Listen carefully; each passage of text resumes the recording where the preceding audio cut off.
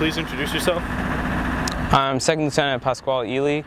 I'm with Golf Battery 211, and I'm a Fire Direction Officer. And can we just have a spelling of your first and last name, sir? Yes, first name Pascual, P-A-S-C-U-A-L. Last name Eley, E-L-E-Y. Can we just have a hometown, please, sir? I'm from Fullerton, California, in Orange County. Just first question, can you explain what we're out here doing today, sir? You mean in general, the whole field op? Yes. Right now, Golf Battery's out here participating in division level Desert Scimitar exercise. So we're supporting some ground maneuver units with indirect fires. So right here behind me is the FDC. Do you want me to go into detail about how? Sure, whatever you want to say about it, sir. Okay, so behind me is the FDC, and that's kind of where we process all the firing data for the guns. So we take the calls for fire and the information, the target information, and turn it into data that the guns can use to engage that target. Okay. And why is the FDC needed for forward observers and the gun line, sir? Well, the FDC basically turns in the information that the observers send us into information the guns can use to fire those rounds and hit whatever the observer wants to hit. So they can send us whether it be a grid or a distance and direction, and obviously that needs to be translated into something the guns can aim at for those rounds to get on the deck where the observer wants them. Okay. And when you receive that information, like the firing missions, can you just tell me from start to finish what exactly happens with you guys, sir? Okay, so when we receive there's two ways. Out here in this field op, we started off kind of at a battery level, and we received some calls for fire directly from the observers. And when that happens, the observer basically sends us their targeting information. We get that information over the radio, and then through that call for fire, I as the FDO plot that target information on a map, extract an altitude, and then issue a fire order, which will be how the guns are going to engage that target. The observer can request different methods of engagement, but ultimately I make that decision.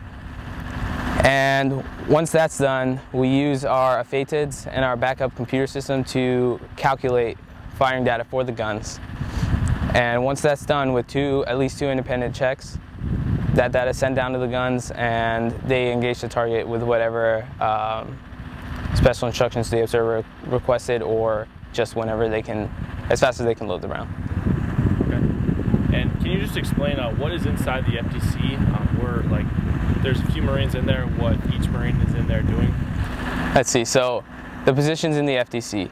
So you have the Fire Direction Officer, which is myself. I'm in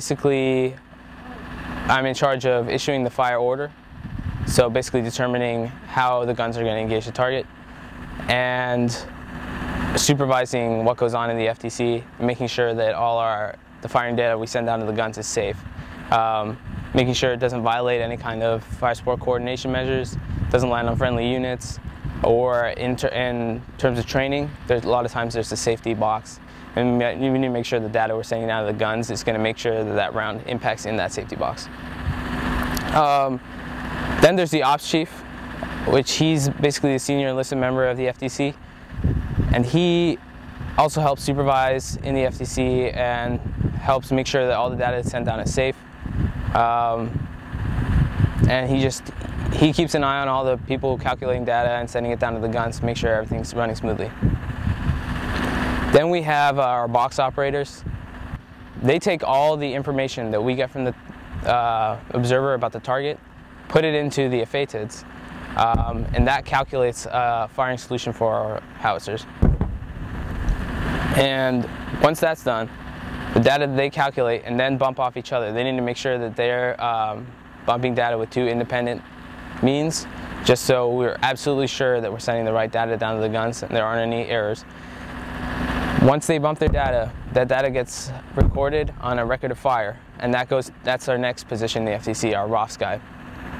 He records all the firing data we're going to send down to the guns, and that firing data is saved on these papers, record of fire, which keeps basically like I said, record of fire. It's a record of all the firing data we send to the guns so we can keep track of it, and if anything goes wrong, we can look back on it. The ROFS guy also sends data down to the guns in case of degraded digital communications. So he'll send it down voice. He'll read straight off the record of fire, and that's the one way the guns will get their fire commands if we aren't up with digital communication with them. And the last position in the FDC is the radio operator. He's going to basically operate the radio to the observers or to battalion and take all the calls for fire that we receive. There you go, sir. And can you just briefly explain the school that you had to go through as a second lieutenant to be able to lead Marines here today? Yes, I attended the Field Artillery Basic Officer Leadership course in Fort Sill, Oklahoma, and it was about 6 months. And the way they train officers is that we're trained on how to do kind of every part of the operation of an artillery battery. So we're trained to run the FDC as a fire direction officer. We're trained to be a forward observer and generate targeting data to send to the supporting units. And we're also kind of trained how the guns work, how the gun line works, so that when we become guns platoon commanders, we can better serve our Marines, better make sure that the guns are running smoothly. The best way to explain how field artillery and indirect fire works is that there's the eyes, the brain, and the muscle. Basically, the eyes are the forward observers up on the hill. They locate the targets, they get target data, and they send that down to the brain, which is the FDC. That is where I work as an FDO, and we take that targeting data and turn it into data for the guns. And on the gun line, that's the muscle. Those guys literally load the round, elevate the tube, traverse the tube so that it's laid on the correct data, and then put the round in and send it downrange to where the forward observers wanted it to land. So in the FDC, I'm the brain. Forward observer, they're the eyes, and the gun line, they're the muscle. And at Fort Sill, we kind of learn how to do all three of those parts. We learn it all kind of step by step, manually first, doing it the long way, and then we're introduced to the more automated means that we have available to us nowadays. So we get a thorough understanding of how field artillery works, how to run a battery safely, and how to make sure our Marines are doing the right thing and getting accurate first round fire for effect on target. Awesome, sir. Just last question, as best as you can explain it, what is Golf Battery's mission out here for Desert Scimitar?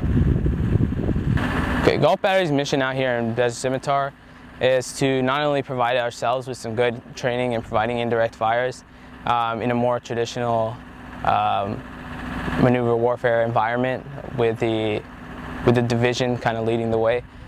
So we're getting training in that environment, but we're also providing training for the maneuver units on the ground by providing them with those indirect fires and integrating those indirect fires with their ground scheme maneuver.